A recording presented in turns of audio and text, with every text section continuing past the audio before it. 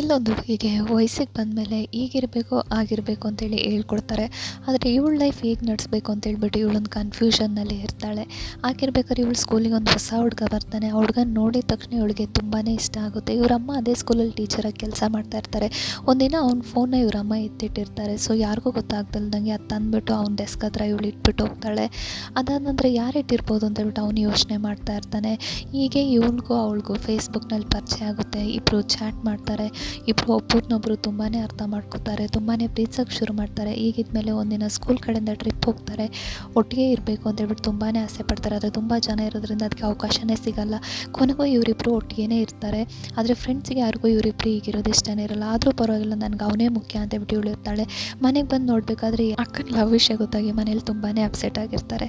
ಹಿಂಗಿರ್ಬೇಕಾದ್ರೆ ಸ್ಕೂಲಲ್ಲಿ ಒಂದಿನ ಅವರ ಪ್ರೈವೇಟ್ ಆಗಿರೋದನ್ನ ನೋಡ್ಬಿಟ್ಟು ಪ್ರಿನ್ಸಿಪಲ್ ಚೇಂಬರಿಗೆ ಕರ್ಕೊಂಡೋಗಿ ಇವ್ರಿಗೆ ಟಿ ಸಿ ಕೊಡಿ ಅಂತ ಹೇಳ್ಬೇಕಾರೆ ಅವ್ರು ಹೇಳ್ತಾರೆ, ನಿಮ್ಮ ಮಗಳ ಥರ ನಾವು ಲವ್ ಮಾಡ್ಕೊಂಡು ಸುತ್ತಾ ಇಲ್ಲ ಅಂತ ಹೇಳ್ಬಿಟ್ಟು ಹೇಳ್ಬಿಡ್ತಾರೆ. ಅದು ಕೇಳಿ ಇವ್ರ ಅಮ್ಮನಿಗೆ ತುಂಬಾ ಬೇಜಾರಾಗುತ್ತೆ. ಮನೆಗೆ ಬಂದು ಎಲ್ಲ ಇಂಟರ್ನೆಟ್ ಕನೆಕ್ಷನ್ ಎಲ್ಲನೂ ಕಟ್ ಮಾಡ್ತಾರೆ.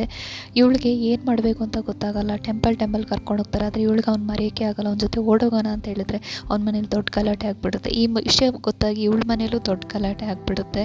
ಅವರಪ್ಪ ಇವ್ರ ಅಮ್ಮನನ್ನೇ ದೂರ್ತಾರೆ. ಇವ್ರ ಅಮ್ಮನಿಗೆ ತುಂಬ ಬೇಜಾರಾಗಿ ಸ್ಕೂಲಲ್ಲಂತೂ ಹಿಂಗಿದ್ಬಿಟ್ಟೆ, ಕಾಲೇಜಲ್ಲಾದರೂ ಇನ್ನು ಒಳ್ಳೆ ಹುಡುಗಿಯಾಗಿ ಬದುಕು ತೋರಿಸು ಅಂತ ಹೇಳ್ಬಿಟ್ಟು ಇವಳು ಬುದ್ಧಿ ಹೇಳ್ಕೊಂಡು ಕಾಲೇಜಿಗೆ ಕರ್ಕೊಂಡೋದ್ರೆ ಇವಳು ಮಾತ್ರ ಇಷ್ಟು ದಿನ ನೀನು ಹೇಳ್ದಂಗೆ ಕೇಳಿದೆ, ಇನ್ನು ಮುಂದೆ ನಾನು ಅನ್ಕೊಂಡಂಗಿರ್ತೀನಿ ಅಂತ ಹೇಳ್ತಾಳೆ. ಕಾಲೇಜಲ್ಲಿ ಒಂದು ಹುಡುಗನ ತುಂಬಾ ಇಷ್ಟಪಡ್ತಾ ಇರ್ತಾಳೆ. ಕಾಲೇಜ್ ಮುಗಿಸ್ಕೊಂಡು ಅವನು ಹೋಗ್ತಾನೆ. ಹೋಗಾದ್ಮೇಲೆ ಇವಳಿಗೆ ಫೋನೇ ಮಾಡಲ್ಲ. ಇವಳನ್ನ ಬಿಟ್ಬಿಟ್ಟು ಎಲ್ರಿಗೂ ಫೋನ್ ಮಾಡಿರ್ತಾನೆ. ಈ ವಿಷಯ ಗೊತ್ತಾಗಿ ಇವಳು ತುಂಬಾ ಅಪ್ಸೆಟ್ ಆಗ್ತಾಳೆ.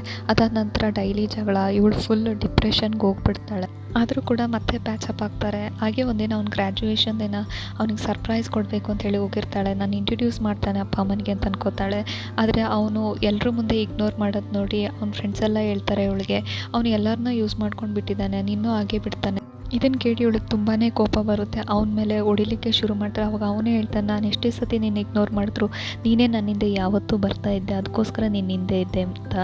ಅದಾದಮೇಲೆ ಒಂದಿನ ಹಿಂಗೆ ರ್ಯಾಂಡಮ್ ಆಗಿ ಶಾಪ್ಗೆ ಹೋಗ್ಬೇಕು. ಶಾಪಲ್ಲಿ ಇವಳು ಫಸ್ಟ್ ಲವರ್ ಸಿಗ್ತಾನೆ. ಅವನ ಜೊತೆ ಮಾತಾಡಿ ಹಳೆದನ್ನೆಲ್ಲ ನೆನಪಿಸ್ಕೊಂಡು ಇವಳಿಗೆ ಹಳೆ ನೆನಪೆಲ್ಲ ಬರ್ಲಿಕ್ಕೆ ಶುರು ಆಗುತ್ತೆ. ಮನೆಗೆ ಬಂದಮೇಲೆ ಅಮ್ಮನ ಜೊತೆ ಹೇಳ್ತಾಳೆ, ಅವತ್ತಂತೂ ನೀನು ಒಪ್ಕೊಂಡಿದ್ರೆ ಇವತ್ತು ನನ್ನ ಲೈಫ್ ತುಂಬಾ ಚೆನ್ನಾಗಿರ್ತಿತ್ತು ಅಂತ.